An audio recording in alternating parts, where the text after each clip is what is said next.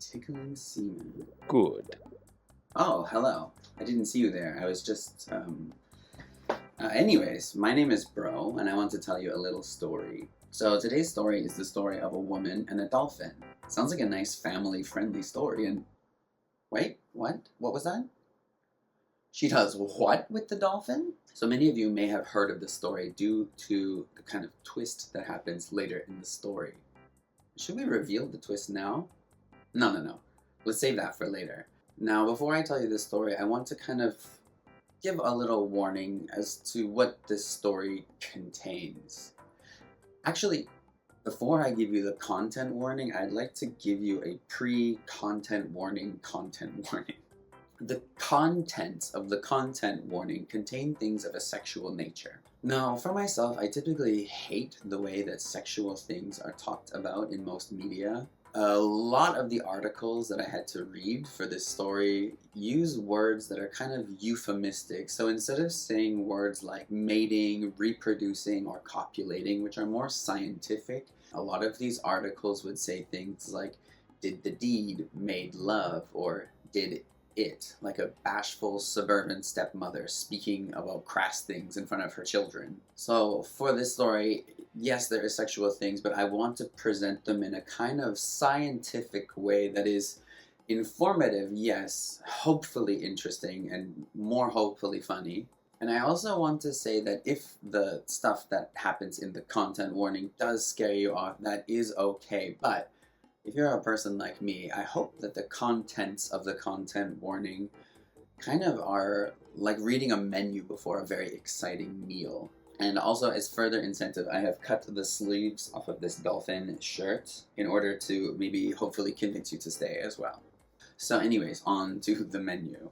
Once again, I must say, I am not being shocking for the sake of being shocking. I think all this stuff necessarily needs to be in here, and if it makes it better, it is mostly stuff that involves animals and not people. So there's that. So here we go. In this story, there is drug use, medical gore, self-harm, sexual assault, bestiality, necrophilia, incest, and generally odd sex, not to kink shame the animal kingdom. If you're still with me after that, let's get started and have some fun. So this story is about Margaret Howe Lovatt. And as a disclaimer, I'm using a lot of information about Margaret from an article from The Guardian written by Christopher Riley, which is a really fantastic read, and you should read. So Margaret Howe Lovatt is an American who was born in 1942. When she was young, she read a book called Miss Kelly. I tried to look up information about this book, but being as it's really old and wasn't very popular, there's not a lot of information about it. And also there's a Kelly Rowland album by the same name, so a little bit distracted while researching this.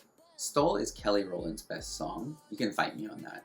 And speaking of Simply Deep, let's go back to our actual story.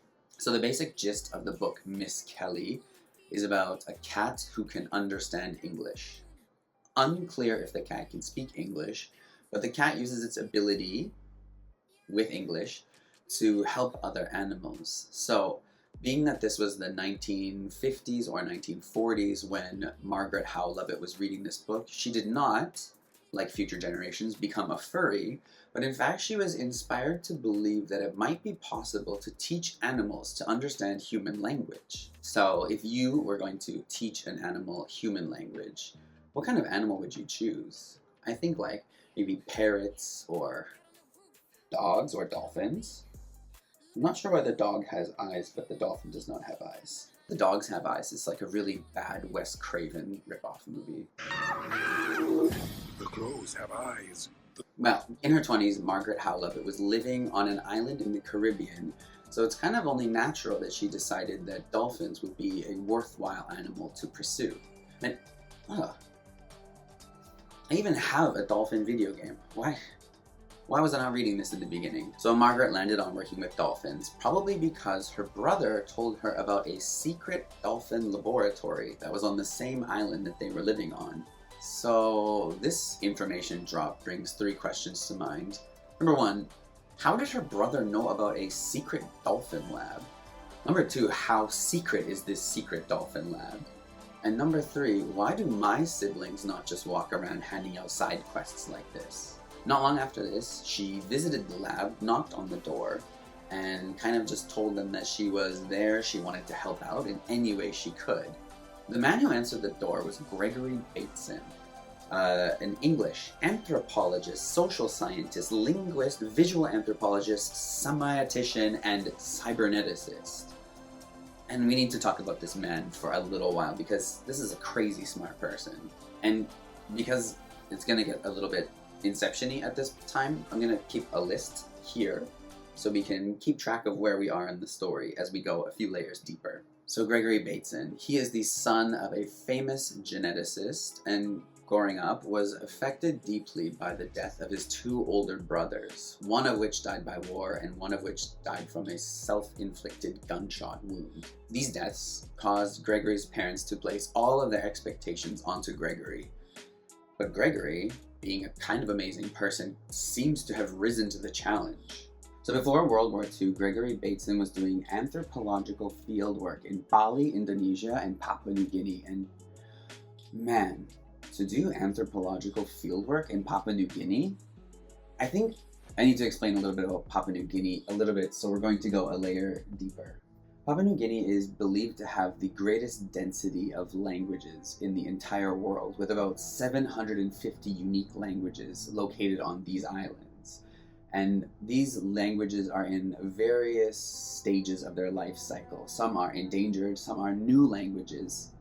It is a fascinating place. And so we're going to go a little layer deeper and talk about 2 tribes in Papua New Guinea. So among the Foray people of the Okapi district of Papua New Guinea in the 1950s, a new neurological disorder was discovered named Kuru.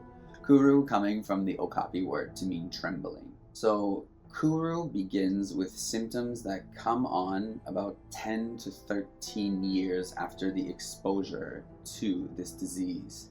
Kind of like rabies, it has an incredibly long incubation period. So primary symptoms of this disease include degradation of muscle coordination, headaches, and joint pain. These symptoms progress into difficulty walking and tremors, for which the disease is named. So these symptoms will progress until patients are no longer able to sit up by themselves, and these symptoms will also progress until death. This is a horrible neurodegenerative disorder called a transmissible spongiform encephalopathy. If that sounds a little bit familiar to you, you might have heard of bovine spongiform encephalopathy, or also known as mad cow disease. As with the outbreak of mad cow disease that happened in England due to the fact that some people who ran farms realized that we can sell milk to people, why are we wasting milk feeding baby cows when we can feed the baby cows ground up dead cows? And so this cannibalism, or cownibalism, happens to cause an outbreak of bovine spongiform encephalopathy.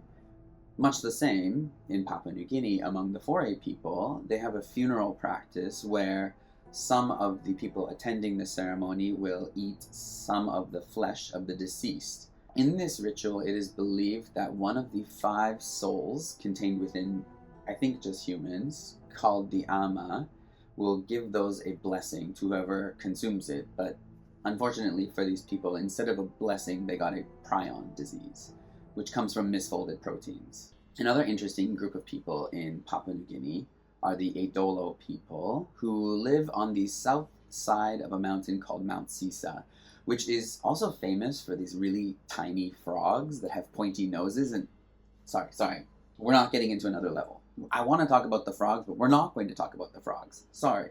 Anyways, the Itolo people are very famous among anthropologists for an interesting cultural practice that they carry out. A lot of different cultures have rituals, ceremonies, or events that help to confer manhood or womanhood on young boys or girls, respectively. If you're not from one of these cultures, I guess they can be pretty shocking. And this one's a little bit odd, so I once again urge you to keep an open mind. So the Itolo people believe that In every human body, there is life force. And where life comes from is, I guess, the place where life force is concentrated the most. So, of course, their life force is believed to be concentrated in the semen. As a result, they believe that having sex with women can cause men to deplete their life force and kind of age or become diseased prematurely. Thus, for around 260 days a year, heterosexual sex is prohibited.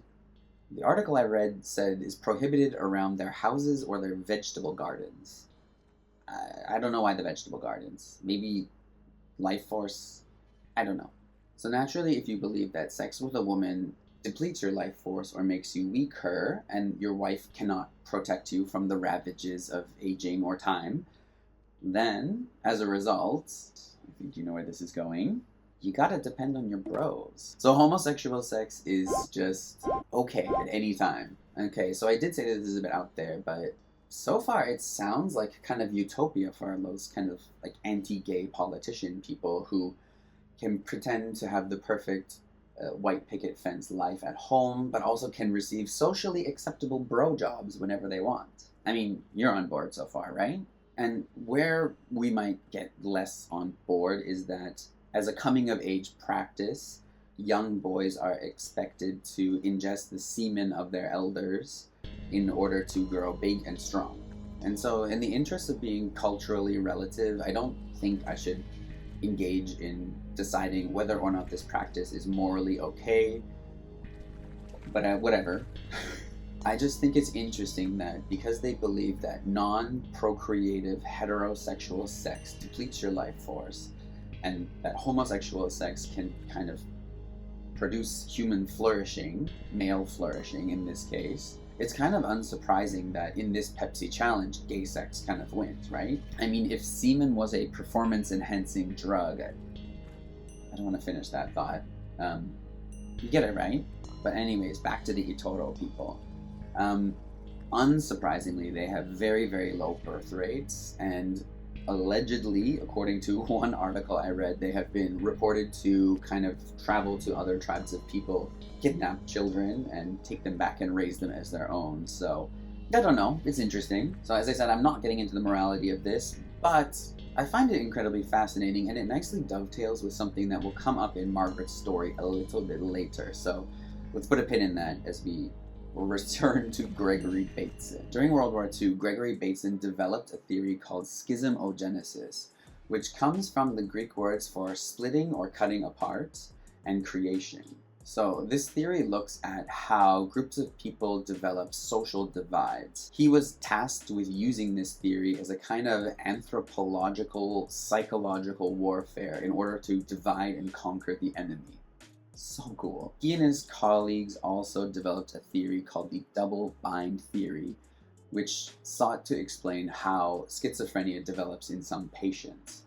It's too complicated to get in here, but overall, I just want to say that Gregory Bateson is an incredibly interesting person, and you should really look at his Wikipedia. It's fascinating. But for now, let's return to the surface before we get to Ben's. Margaret Howe Lovatt shows up to this secret dolphin base. Gregory Bateson opens the door, and the Guardian article, for some reason, said that his hair was messy, he was wearing an open shirt, and he was smoking. I'm not sure why they're dragging poor Gregory like this. Maybe to show that he's eccentric. But he was kind of blown away by Margaret's audacity of just coming directly to the lab and asking, and he brought her inside and introduced her to the dolphins, and he told her that she could come back whenever she wanted, and she took him up on that invitation. So the way the lab was designed was there was a big open pool on the floor. On the second floor there were balconies where the scientists could stay in close proximity to the dolphins and watch them. So the lab was designed in order to keep scientists and dolphins in close proximity for maximal science. Now, the lab was headed by Dr. John Lilly, who thought that dolphins might be able to mimic human speech by making sounds through their blowholes. Now, he was not inspired by a children's book like Margaret was, but he was in fact inspired by a dead whale that washed up near where he was living.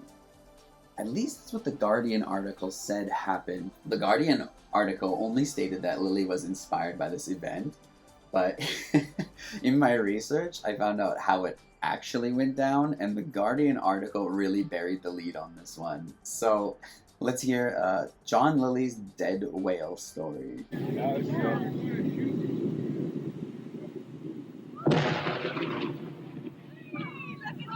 So in 1949, in Woods Hole, Massachusetts, John Lilly and his friend who was a neurosurgeon, George Austin, read in the newspaper that a tropical storm had washed up a dead whale onto a beach.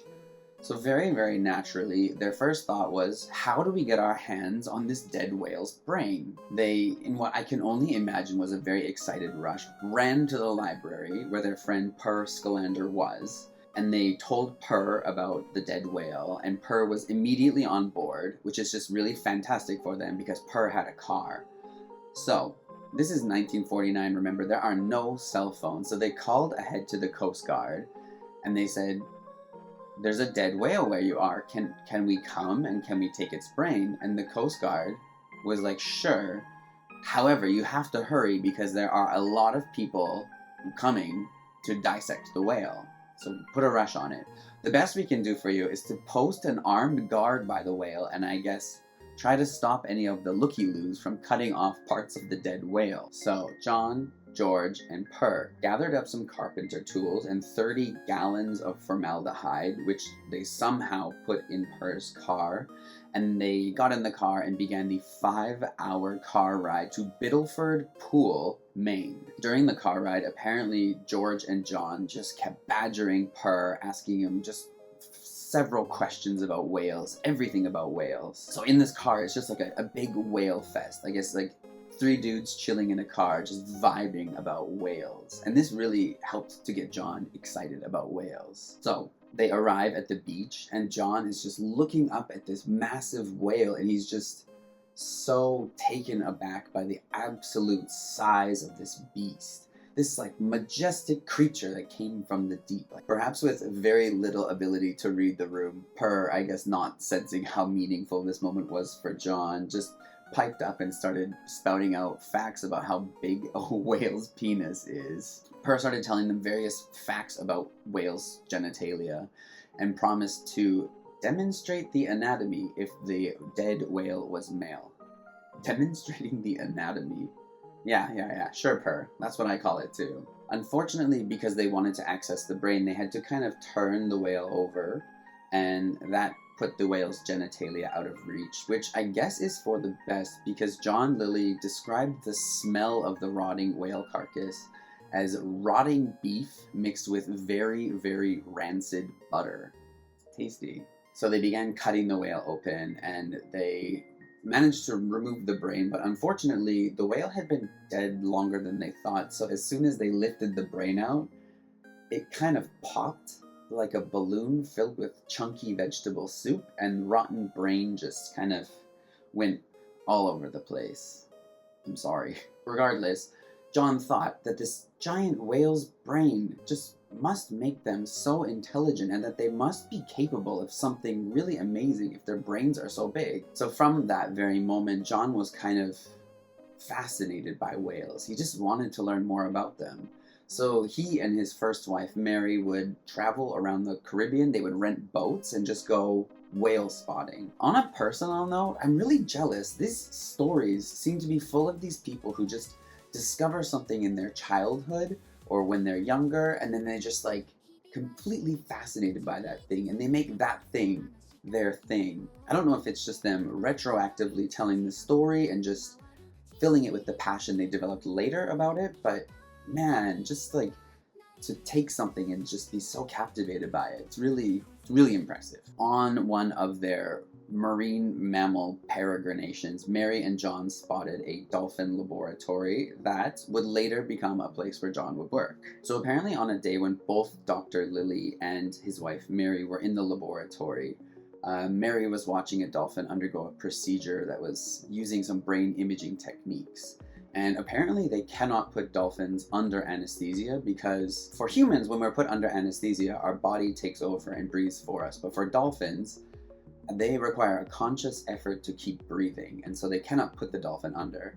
And so the dolphin was going like, whoa, whoa, whoa. And the helper who was helping, she was kind of trying to, I guess, empathize with the dolphin, and she made like a high-pitched wah wah wah sound. And then the dolphin did it back to her and went wah wah wah. I'm sorry, but the way they describe this happening, they make it seem like a kind of like mind-blowing thing where they're like, huh, the dolphins can copy our speech patterns. But to me, it seems like if you're studying dolphins, you would kind of have picked up this fact earlier. Maybe I'm just anachronistically thinking of the way they're doing this, but whatever. I just feel like it's something more than this. I feel like there's something I'm missing from the description of this mind-blowing event where, like, yeah, the dolphin's gonna like make sounds back to people. So anyways, Mary hears the dolphin dubstep and she goes and tells people about the dolphin dubstep. And she tells John about the dolphin dubstep. And they're all like, oh, like maybe it's possible. Dolphins are so smart. John thinks back, the big whale brain. Maybe we can teach them how to speak English or some human language. So John, from this experience, would go on to publish a book called Man and Dolphin. This book, this book is an interesting ride. John theorized that of all the animals on Earth, dolphins are probably the best fit for interspecies communication, like communication between humans and some kind of non-human animal. So he goes about giving examples as to why this might be possible and the means through which we could create a bridge of communication between humans and dolphins. He theorized we could use underwater speakers to talk to them, like maybe they can't hear us properly because we're above the water speaking and they're below the water, and that in order to teach them we might have to facilitate a situation like a mother and a child where we are constantly like maybe using a baby kind of language to teach the dolphins more simple phonemes and morphemes to help them more easily understand our language. Overall, this book is like really nice to read. It's just a book that's just so full of positivity and hope for the future. Like, yeah, it's a little bit hokey, but I haven't read something in so long that's like, wow, the future is an open vista in front of us. And overall, it's just a really hopeful and positive read, and I really feel like this genre has kind of gone extinct recently. Okay, so some notable things in the book. In order to show how intelligent dolphins are, he said that perhaps dolphins are like farming fish somewhere in the ocean that we're not aware of. He also said that the dolphins might use the sun, the moon, and the stars for navigation, which he said would be really impressive because there's a lot of refraction as light goes through the water. So dolphins would have to like go to the surface to check their directions and then go back under and keep going. So now I'm picturing like a dolphin sitcom trope where the husband dolphin just refuses to go to the surface and check the directions, and the wife dolphin is just getting increasingly more agitated as they seem to be more and more lost. Beyond these examples of dolphins' intelligence, he also states that if we do manage to create a linguistic bridge between humans and dolphins, it's really going to set us up for when we eventually meet extraterrestrials. If we learn how to communicate with another species at this point on Earth, in the future when we meet aliens, we will easily have a template for how to bridge the two languages together. Like, look at the movie Arrival. It goes through how difficult it is for humans to communicate with aliens, so I think this theory is kind of good. He did, however, state that there might be some downfalls to teaching dolphins human languages. For example, he said that the noise pollution in the ocean from dolphins talking too much might be bad, and he also said that people who live in houses near the coast might be flooded with calls for people asking to speak to dolphins in the ocean. So people whose houses are near the beach, I guess they'd have to take their phone outside and hold it up to a dolphin and have the dolphin talk on the phone.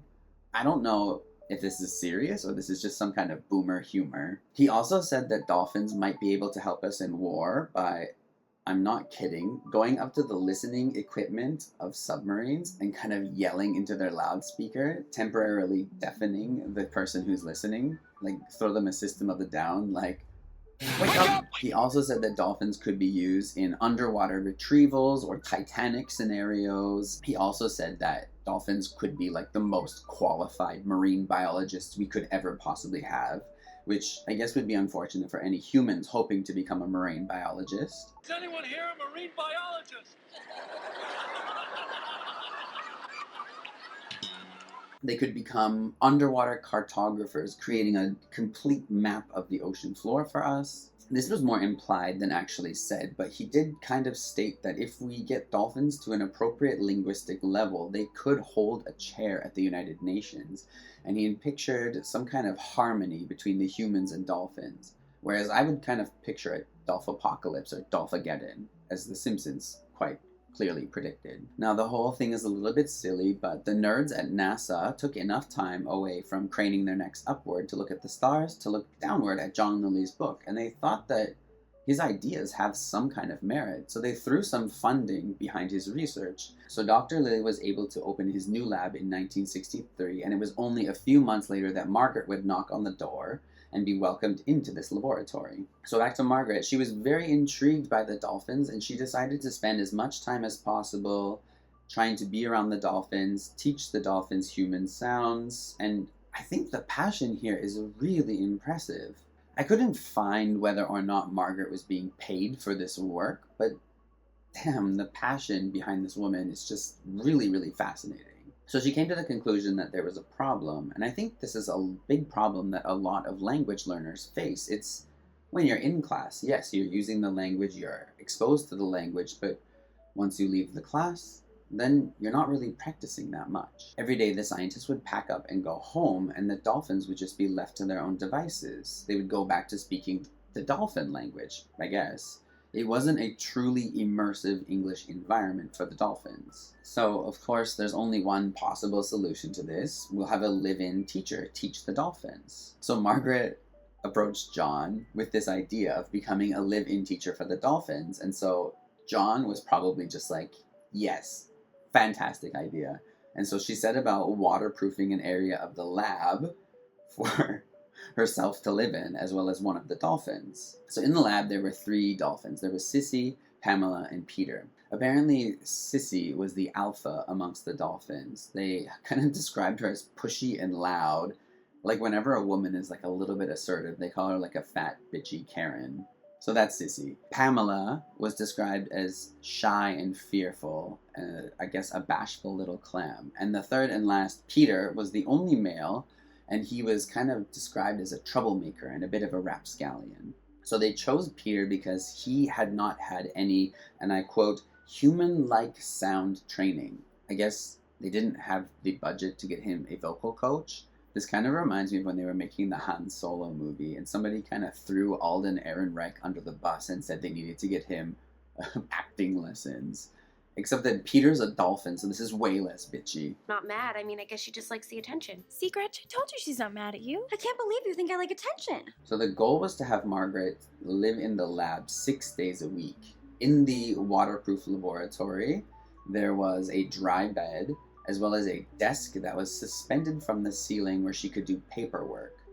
I'm not sure if she's like marking Peter's art assignments or what, but who knows? So she would spend 6 days in the lab, and then on the 7th day, Peter would return to Pamela and Sissy and just stay with them, I guess Sunday, the rest day.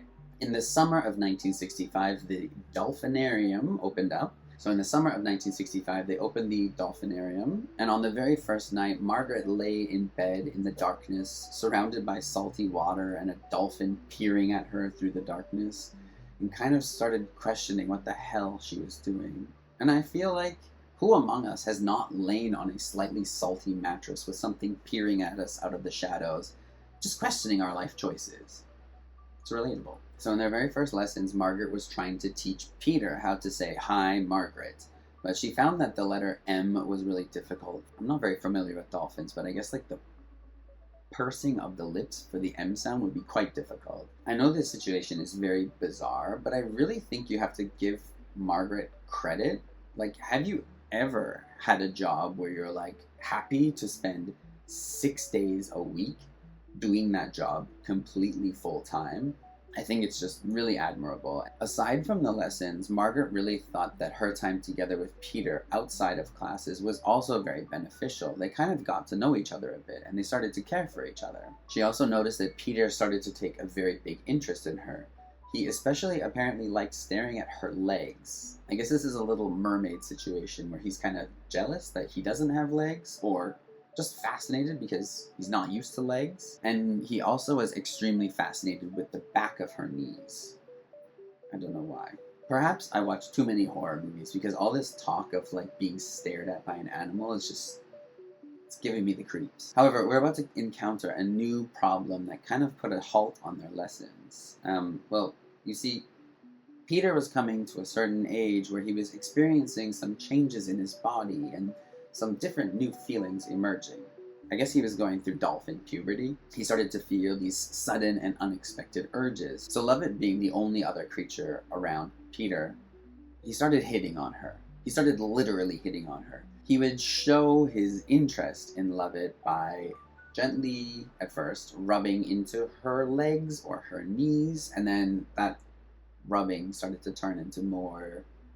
What am I doing with my hands? That rubbing started turning to more incessant bumping into her. To solve this, anytime he started to put the moves on Lovatt during their lessons, he would put him on what in the documentaries looked to be a very slow elevator back down, and then he would go and be with Pamela and Sissy, and then he would relieve his sexual urges and then come back to lessons. However, an adolescent dolphin is apparently very horny all the time, and so this was constantly interrupting the lessons. And I guess this is the part of the story where we have to kind of talk about dolphins and sex a little bit.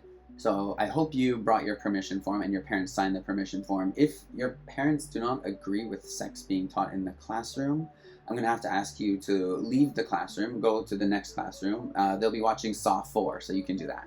Luckily, John Lilly talked a little bit in his book about dolphin sexuality. He explained that the male dolphin's penis is a bit like a switchblade. I guess it's like, you can pull it out, really quickly. I guess in a similar fashion to how a cowboy draws his guns at a, what's that called? Hoedown? Not a hoedown. Shootout? Not a shootout. Duel. Sex. So, first, how do we even study dolphin sex? Well, as with most animals, we like to watch. I mean, scientists like to watch. But dolphin sex is a little bit difficult. It happens very quickly, it happens underwater, and so it's a little bit harder to see. So, in addition to watching, the scientists will also study the anatomy, the genitals of dead dolphins to, I guess, study sex more intimately. In fact, they've even found a way to re-inflate a dead dolphin's penis. So how do you re-inflate a dead dolphin's penis? By pumping it full of saline solution, of course. It's not that hard. Well, I mean, it is hard once you pump the saline solution in, but what I'm saying is it's not difficult. It's not difficult to make a dead dolphin hard. Yes. The female dolphin's vagina is apparently much like life and boxes of chocolates in that once you open it up, you're really not sure what you're going to get. One of the articles I read described the dolphin's vagina as elaborate, which is a fantastic descriptor. So apparently there's like lots of curves and tunnels. It's very labyrinthian. Onto the act itself, well, different species of dolphins prefer different positions. So some are like belly to belly, some go in like a T shape. Dolphins have sex all year round, even outside of mating season, which is to say that they do it for fun or for pleasure. So dolphins have sex for a variety of reasons, but mainly it just boils down to fun. Well, fun might be a relative term here because I don't know how to talk about this. So sometimes male dolphins will form gangs and they will engage in coercive mating, where they separate the female dolphin from her pod, and coercive mating is what I will call that. So there is some thinking that because of the female dolphin's elaborate vagina, she may be able to shut down or prevent the pregnancy that comes from an unwanted suitor. To make these dolphin facts a little bit less depressing, dolphins also sometimes capture pufferfish and scare them into releasing a toxin which they can get high from. So, they're just like us in some ways. Given that this information on dolphin sex is a little morally uncomfortable, I think it's time we set the stage by looking at a few other forms of animal sex so we can kind of judge it appropriately. And so it's time for our top 10. So we're going to be looking at the top 10 animal sex facts. Before we start, this is only sex acts, so not courtship rituals, which help the animal to land a mate. So we're not going to be talking about penguin pebbles or bird dances, though they are cute. I wrote you a special song. Also, given the rise of Omegaverse tropes kind of becoming a little bit mainstream, I'm not even going to mention things like nodding because I fear that many people already know what this is. However, fanfic writers hoping to become the next E.L. James or C.M. Nas Costa, I guess warm up your quills because the animal kingdom is rife full of new fun sex acts that you can subject your protagonists to. So one thing that most people know about animal sex is that it's generally pretty brief for non-humans. Sorry if you feel called out by that sentence. So when I learned about an 18-minute and 3-second long sex session between two Sichuan pandas, Shine, whose father is named Daddy, okay, his name is Daddy, but okay, and Lulu, who is the previous world record holder for panda sex at 8 minutes long. These long sex sessions gave Lulu the nickname of 九哥, which means long-lasting brother. Love that. And also this sex was live streamed to an audience of people who, I guess, watched it. However, this panda sex doesn't really compare to animals like the Australian marsupial mouse, who can have sex for up to 14 hours at a time with multiple partners and can sometimes result in illness or death. But worth it, right? And number 9, there's another animal that I guess spends the rest of its life mating, the anglerfish. Some species of which the male will bite onto the female and their bodies will fuse together and they will form a joint circulatory system. If you've seen the movie Together, you might get this. So they begin sharing a circulatory system and the male kind of gets to ride along in safety and the female gets a steady supply of sperm. However, they just release the sperm and eggs into the surrounding water to mate. So less fun. Number 8 is post-coitus cannibalism, which is found in some animals like mantises, widows, anacondas, and scorpions, where the female will consume the male after mating, which I guess after a good workout, you gotta replenish, so it's relatable. Number 7, giraffes. Apparently the male will ask the female to urinate in front of him like a parole board officer, and this is in order for him to determine whether or not she is ready to mate. So some of the articles I read said that the male just smells the urine, other ones said he kind of does a swish and spit, and that he needs to have it in his mouth in order to test it properly, which is what my parole officer said to me. So if the urine is good, then he will follow her around for a little bit and then they will mate. But that does not compare to number 6, which is the American porcupine. When the woman is in heat, she has a very, very short mating period. So she will secrete a very smelly mucus, which will cause a male to come running.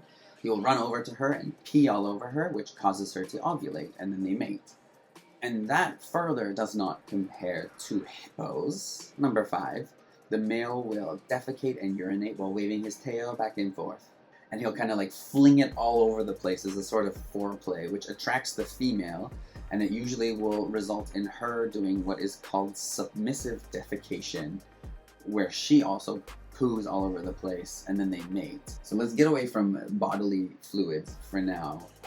Next, number 4 is love darts. So these are used by some kinds of snails and sea slugs. So for the snails, they stab into their partner a thing that kind of looks like a clipped toenail, and this prepares their partner to receive an envelope of sperm, which now I know what I want for my birthday. Some species only launch one dart, some species launch many, and some stab their partners repeatedly with the same dart. The sea slugs also stab their partner between the eyes, which injects prostatic fluid into their partner.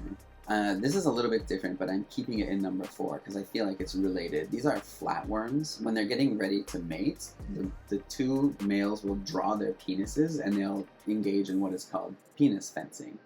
And the winner gets to impregnate the loser, which I feel like I've seen some fiction from this genre before. Number 3 is a red-sided garter snake, who celebrate the end of hibernation by pheromone-driven orgies, and they're what is called mating balls. At this time, some males will cross-dress. They will release female hormones, which will cause competing snakes to come over in an attempt to mate with them. It's kind of like when your stepsister, who's actually your stepbrother in drag, pretends to be stuck in the washing machine again. Number 2 are bonobos, and they take a really interesting approach to sex. Bonobos are one of our closest relatives, and during my study of this, I actually found that they were not discovered in the wild, they were discovered in a museum where the body of one of these animals was found to be a distinct species. Bonobos are one of our closest genetic relatives, and it's kind of interesting because our other closest genetic relative, chimpanzees, are an incredibly violent group of animals. They use a lot of violence and aggression towards one another, whereas bonobos are kind of the opposite. They're very peaceful. So in a bonobo society, it tends to be female ruled, and kind of everybody has sex with everybody. A typical sex session can last 13 seconds. So the arrangement can be just anything. It can be mixed gender, same gender, young and old, using hands, using mouths, balls to butt, hanging from trees, penis fencing once again. It can be a pre-meal celebration before food is eaten. It can be used to solve interpersonal conflicts, and even when meeting new friends. For bonobos, any occasion is an occasion for sex, and this seems to keep them from engaging in aggressive behaviors, unlike other ape species. There are instances of aggression with them, but they tend to be more rare. And so that was a nice palate cleanser before we get into number 1. Number 1 is ducks. I'm sure some of you know about this. So most birds do not have penises, but ducks, however, do.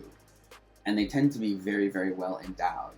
Well, they tend to be very well endowed during mating season. At other times of the year, it shrivels up and is not very big.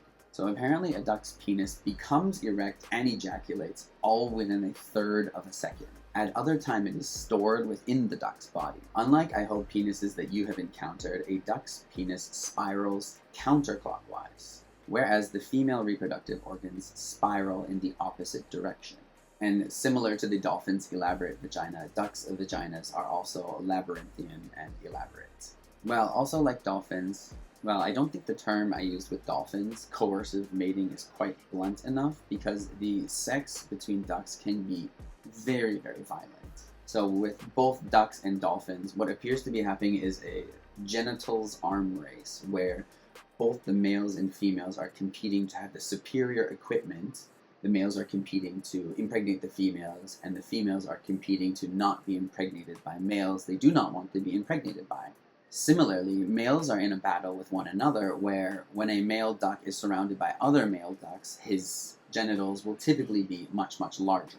However, this competition between males does not stop male ducks from teaming up together and having group activities with a single unwilling female. Okay, sorry, it got dark again. But yeah, essentially all this is to say that animal sex is very different from human sex, and I don't think we can apply the same moral standards to human sex that we apply to animal sex. Although this is not how all animal researchers view animal sex. In 1910, zoologist and surgeon George Murray Levick went on an Antarctic expedition. In February of 1912, he and 5 other men were forced to spend a winter on an island called Inexpressible Island. This is a name that they themselves gave the island. As for how inexpressible their experience was on the island, and that was because their experience on the island made them sick, hungry, and frostbitten. However, luckily, they were only forced to eat seals and penguins instead of eating one another, so I guess there's a bright side. The other bright side was that George got to spend an entire mating season with the penguins. I believe he was the first to do this, and so what he observed at that time was sexual coercion, gay penguin sex, and necrophilia. Like a good scientist, George wrote down everything he saw very well, and when he returned to society, he decided to have it published. When the paper was published, the parts including the sexual depravity of the penguins were struck from the published article, and were it not for Sidney Harmer, a scientist who decided to make 100 copies and pass them out among a select group of scientists, kind of like an 80s snuff film, this paper would have been entirely lost to history. It was only discovered 100 years after the expedition itself in 2012. I'm just loving the fun visual of the editor of the journal just like popping off his monocle at the shock of these horrid penguin discoveries. Like, homosexual penguins? Not in my journal. The reason that I bring up this version of academic censorship is kind of due to the fact that it shows how people kind of value judge animals' sex by human standards. So they may deem certain sex acts as weird or impermissible.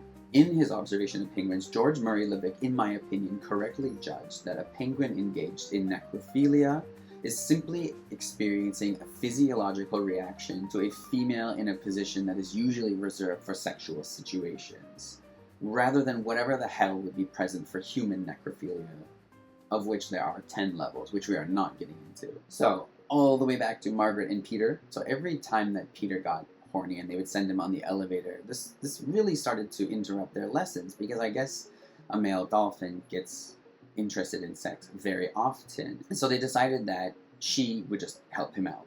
She would lend a hand. It would now be part of her tasks to lend a hand to Peter, if you catch my meaning. Okay, I'm sorry. I said I would be scientific about this. So she would masturbate the dolphin until his sexual needs were satisfied. They did go out of their way in all the articles I read to say that this was a very clinical act and it was not sexual in any way. Though Lovatt did say that it was not sexual or sensual in any way for her, she said that people were allowed to watch, which I don't know if people watching you jerk off a dolphin makes it better or worse, but okay.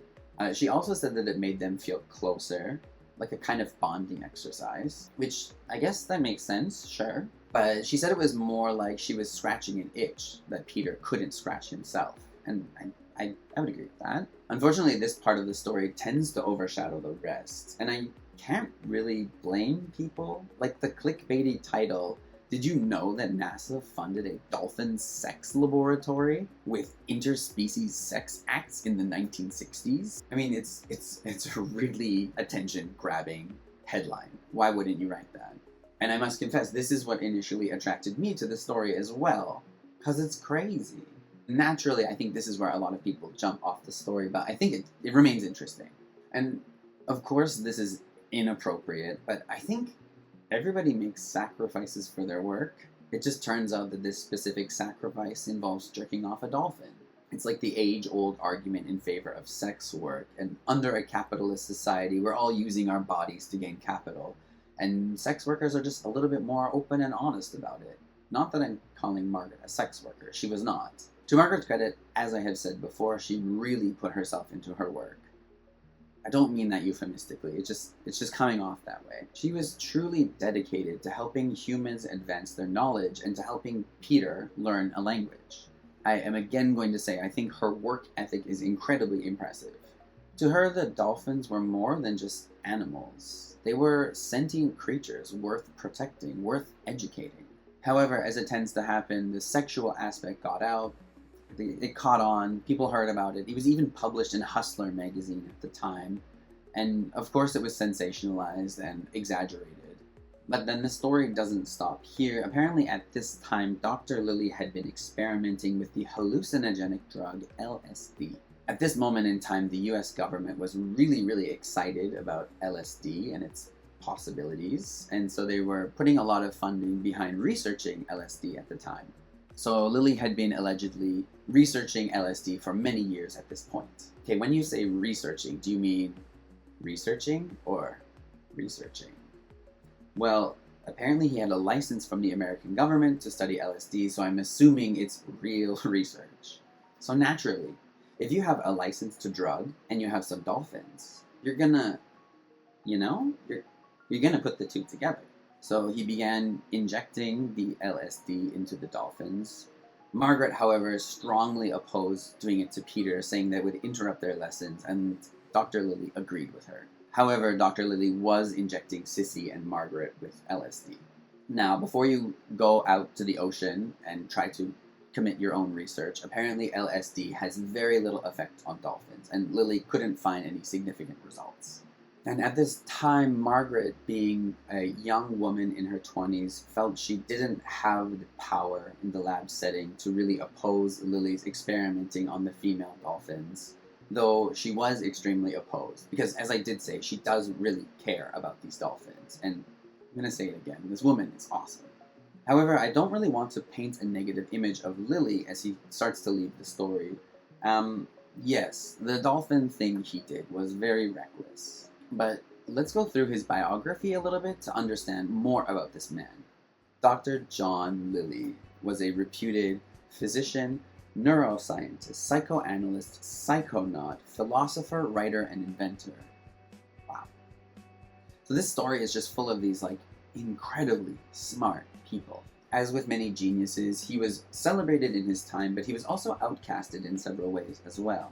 His research into marine mammals inspired a generation of future scientists. However, he wasn't only known for researching dolphins. He also reportedly invented sensory deprivation tanks in 1954. If you don't know what a sensory deprivation tank is, it's one tank you can go inside. It's filled with water that is body temperature and full of salt, so you float on top. So you go in and there is no sound, no light. It's just complete deprivation. So these tanks are used to help people relax and meditate, free from external stimulation. Also, at this time, you had to wear one of these masks when going into a tank, so that's scary. The same thing with the dolphins. John Lilly looked at his research and thought, what about this, but drugs? So John Lilly decided to start using ketamine or LSD when in the sensory deprivation tank.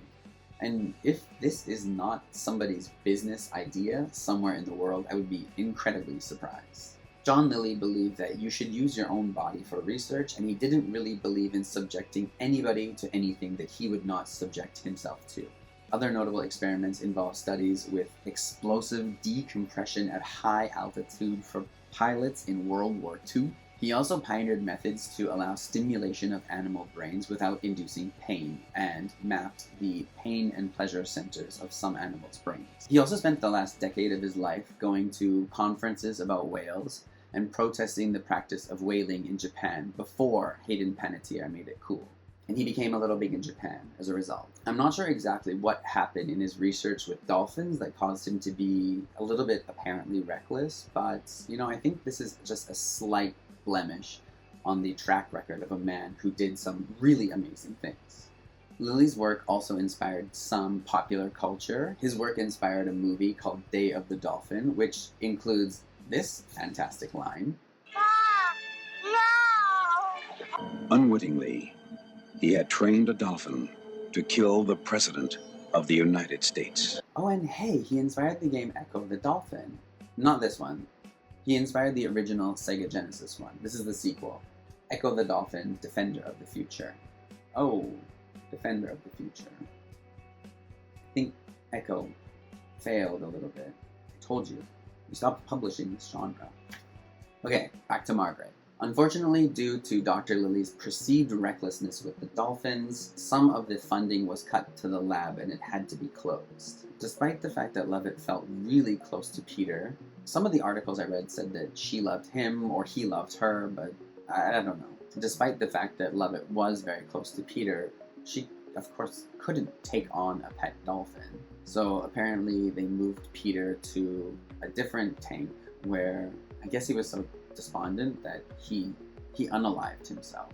So Peter was able to do this because for dolphins, breathing is not automatic like it is for humans. And I'm sorry, by saying that I might have switched you to conscious breathing mode, but that is what it's like for dolphins. Each breath is a conscious effort, so if a dolphin decides that it doesn't want to live anymore, it can just stop breathing and sink to the bottom of the tank. I'm sorry, this is kind of a very sad ending, but because Peter had grown so accustomed to being with Margaret, and to have that and his home just simply ripped away so quickly must have just been absolutely devastating for him.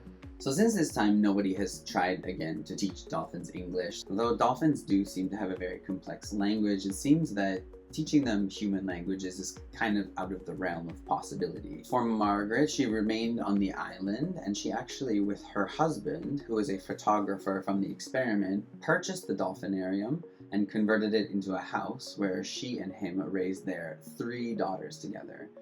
And through her life, she would receive letters from people saying that she was their inspiration for getting involved with research with dolphins or other animals.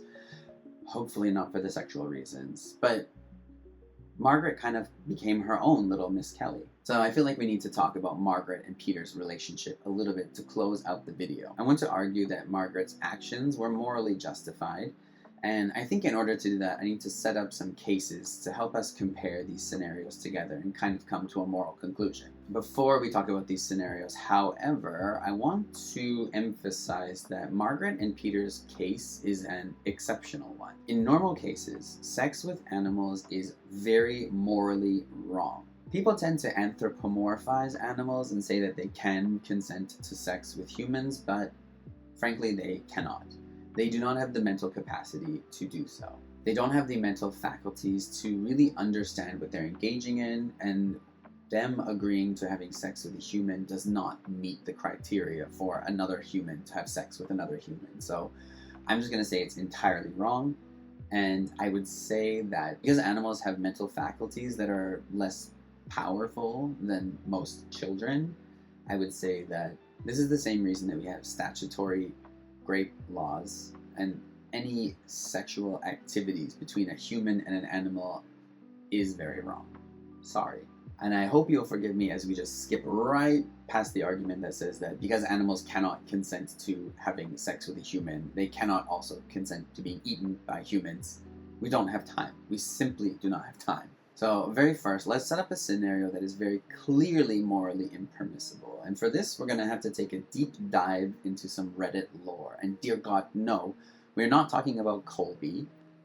If you don't know about Colby, don't look it up. And also justice for Colby. So on Reddit, there are these things called AMAs, which stands for Ask Me Anything, where a person who is famous, important, interesting, or any manner of thing can submit a post where they ask people to ask them any questions they want about their life. So in 2011, a man submitted an AMA titled, "I am a man who had a sexual relationship with his mother," and then in brackets, "possibly not safe for work."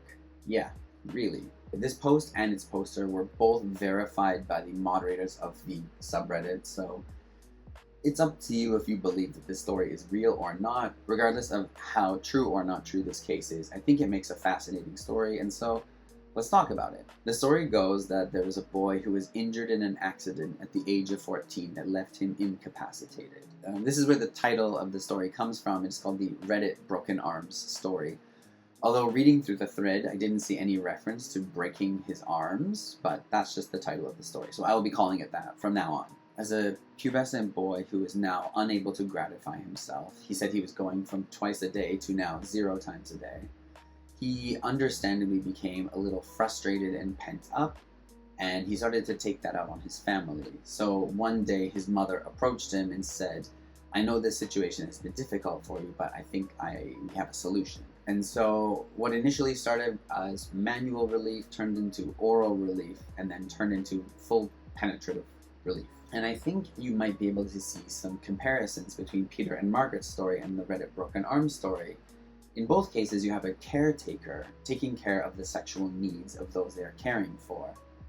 However, in the Reddit Broken Arms story, I'd say it goes way too far and is really strange. Ew, David. I think that people might even argue that sexual needs are not things that need to be taken care of. Like, we can understand that the parents had to help the child bathe and eat and go to the bathroom, but sexual things just seems like a step too far. In response to this, I say that this situation is very far from what many people know, so it might be quite difficult to accurately judge the morality of this situation.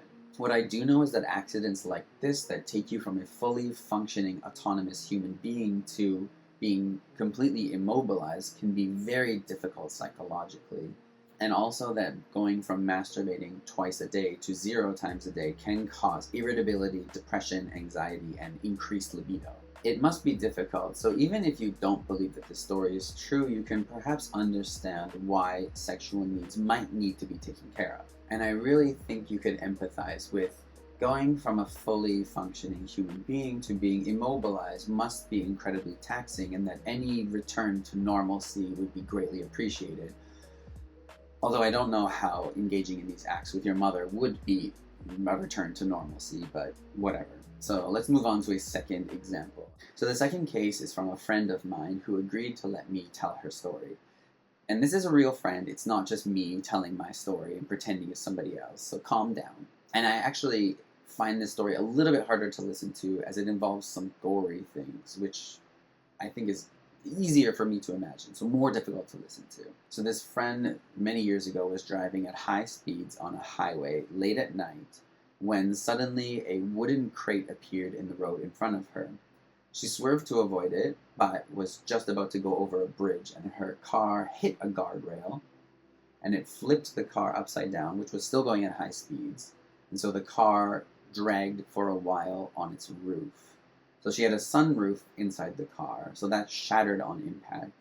And as the car was dragging upside down, her hands obeyed gravity and fell through the sunroof, where her hands dragged between the pavement and the roof of her car. And her hands, well, let's just say that she's incredibly lucky that she still has function of her hands today. So, understandably, she was immobilized for a long time. She was forced to live with 2 casts on her arms and 0 use of her hands. So, she essentially had to ask her friends for help with everything from eating to going to the bathroom. Now, there's nothing sexual that happens in this story, so get that out of your brain. I don't think that anybody would say that her friends or family were doing anything wrong by helping her out in this situation. In fact, I would say that most people would judge both her family and her friends as doing something morally good in this case, because they're helping somebody who clearly needs help. Further, my friend said that her friends helping her do this has been kind of something that solidified their friendship. They still reference it to this day, and it helped them to bond even more as friends. So, comparing the Reddit broken arm story to my friend's story, I see more similarity between my friend's story and Margaret and Peter's. Margaret herself said that she was doing something that she felt was entirely clinical and not sexual. She was deriving no pleasure from what she was doing, and she was just doing it in order to help someone who could not help himself. She was taking care of a biological function of Peter's that he himself was not able to take care of. Much like when George Murray Levick stated that a penguin having sex with a dead penguin was just the penguin responding to a biological urge, I believe it's the same thing with Peter. Peter was just reacting in a way that his body told him to react. But I know that people might class sexual acts as different from biological functions, like defecating or pooping. So I think we need a third case. And our third case is actually an entire profession. This is the profession of sexual surrogacy. According to WebMD, wait, are we referencing WebMD now? Alright. Well, in addition to being able to tell you that you're about to die from a tragic lupus flare-up that was caused by a Brazilian water parasite, WebMD also tells us that sexual surrogacy is a therapeutic practice designed to help a person become more comfortable with sex, with their body, and with the emotional or physical skills needed for intimacy.